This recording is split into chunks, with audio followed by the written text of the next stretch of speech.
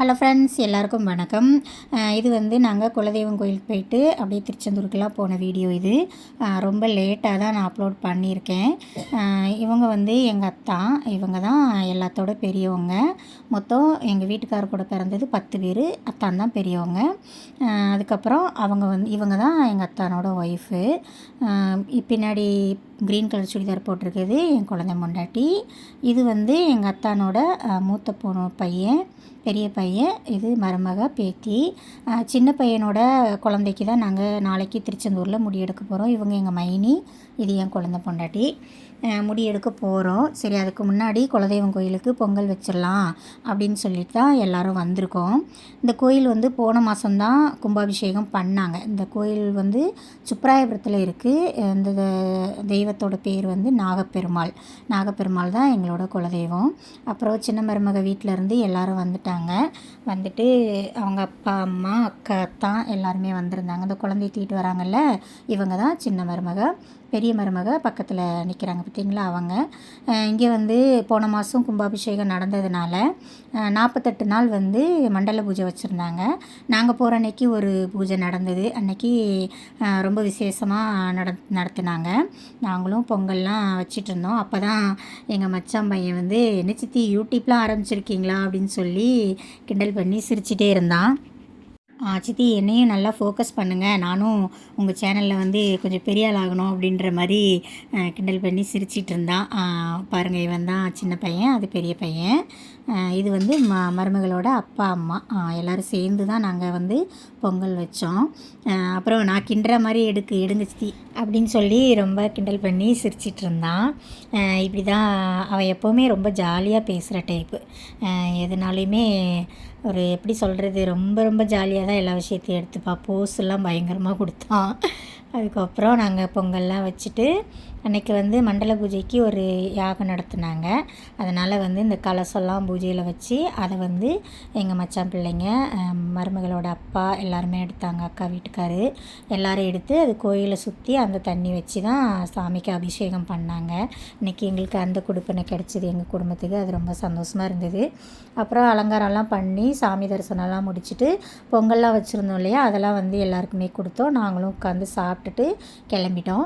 மறுநாள் காலையில் நாங்கள் திருச்செந்தூர் கிளம்பிட்டோம். ஏன்னா காலையிலே போனால் தான் கொஞ்சம் கூட்டம் இல்லாமல் இருக்கும் அப்படின்னு சொல்லிட்டு காலையிலே கிளம்பி போனோம். போயிட்டு இங்கேருந்து ஒரு வேன் பிடிச்சி தான் போனோம். சரி, போகிற டைம் காலையிலே கிளம்பிட்டனால எதுவும் சாப்பிடவும் இல்லையா, அதனால் அங்கே கொஞ்சம் வழியில் சாப்பாடு மாதிரி ஒரு ஹோட்டலில் நிப்பாட்டினாங்க.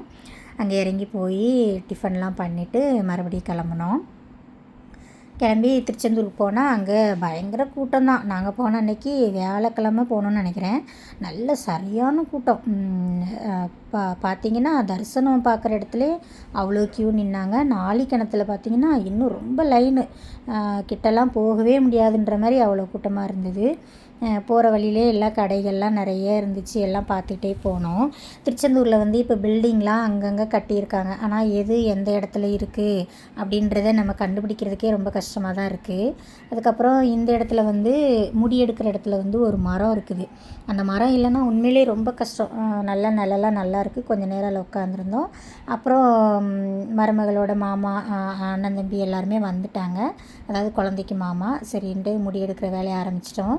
பாப்பா வந்து ரொம்ப அழுதா. அது வரைக்கும் நல்லா அமைதியாக தான் இருந்தா. முடி எடுக்க ஆரம்பித்தோடனே ரொம்ப அழுதுட்டா. கடைசியில் முடிக்கிற டைமில் லேசாக காயம் மாதிரி ஆயிடுச்சு. அதுக்கே பாவம் எங்கள் மச்சான் பையன் அப்படியே கண்ணே வந்துருச்சு, அழுதுட்டான். அதாவது அந்த அப்பாக்கள் எப்படி இருந்தாலும் பிள்ளைகளுக்கு மட்டும் எதுனா ஒன்றுனா எந்த அப்பாவாலையும் தாங்க தான் முடியல. அவன் அழுதது எங்களுக்கெலாம் ரொம்ப கஷ்டமாக இருந்தது. பாப்பாவுக்கு மொட்டை போட்டுட்டு அப்புறம் அவனுமே முடி கொடுத்துருந்தான் கோயிலுக்கு. அந்த இதையும் முடிச்சுட்டு நாங்கள் வந்து கடற்கரைக்கு வந்துட்டோம். இங்கேருந்து பார்க்கும்போது பாருங்கள், அந்த திருச்செந்தூர் கோபுரம் எவ்வளோ அழகாக இருக்குல்ல.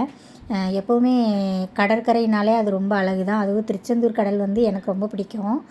அந்த அலையிலே கொஞ்சம் நேரம் நின்றுட்டு எல்லாம் பாப்பாலாம் குளித்தாங்க. குளிச்சுட்டு நாளி கிணத்துல போய் குளிக்கலான்னு பார்த்தா அங்கே செம்ம கூட்டமாக இருந்தது. பயங்கர கூட்டம். ஒன்றும் கிட்டவே நெருங்க முடியாதுன்ற மாதிரி இருந்தது. அதனால் தண்ணி வாங்கி பாப்பாவை மட்டும் குளிப்பாட்டிக்கிட்டோம்.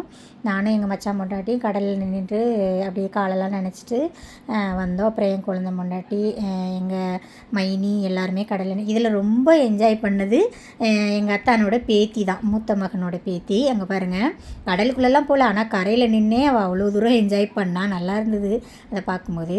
அப்புறம் எனக்கு திருச்செந்தூரில் வந்து இந்த மாதிரி நம்ம வந்து வெயில் மாதிரி வரைஞ்சிக்கணுன்னு எனக்கு ரொம்ப நாள் ஆசை. அந்த ஆசையை அன்றைக்கி நிறைவேற்றிக்கிட்டேன். அப்புறம் பாப்பாவுக்கு மொட்டைலாம் அடிச்சுட்டு காதெல்லாம் குத்திட்டோம். காது குத்துனதுக்கும் பாப்பா அழுதா, பார்க்கவே பாவமாக இருந்தது. வெட்டி வேர் மாலைலாம் ரொம்ப அங்கே கட்டி வச்சுருந்தாங்க, அதுவும் பார்க்க நல்லா இருந்தது. அப்புறம் நிறைய பேர் மடிப்பீச்சை எடுத்திருந்தாங்க. அவங்களோட வேண்டுதல் எல்லாமே நல்லபடியாக நடக்கட்டும் அப்படின்னு சொல்லி நானுமே முருகர்கிட்ட வேண்டிக்கிட்டேன். அப்படியே பார்த்துட்டு கோயிலையும் நல்லா பார்த்துட்டு திருப்பி வீட்டுக்கு கிளம்பிட்டோம். அதுக்கப்புறம் எனக்கு அன்றைக்கி சாயந்தரமே சென்னைக்கு பஸ்ஸு டிக்கெட் போட்டிருந்தேன். அப்புறம் சென்னைக்கும் கிளம்பிட்டு மறுநாள் காலையிலே சென்னைக்கும் வந்துட்டேன். இப்படி தான் அன்றைக்கி எங்கள் வேலையோடு போச்சு. வீடியோ பிடிச்சா லைக் பண்ணி ஷேர் பண்ணி சப்ஸ்கிரைப் பண்ணிக்கோங்க. தேங்க்யூ.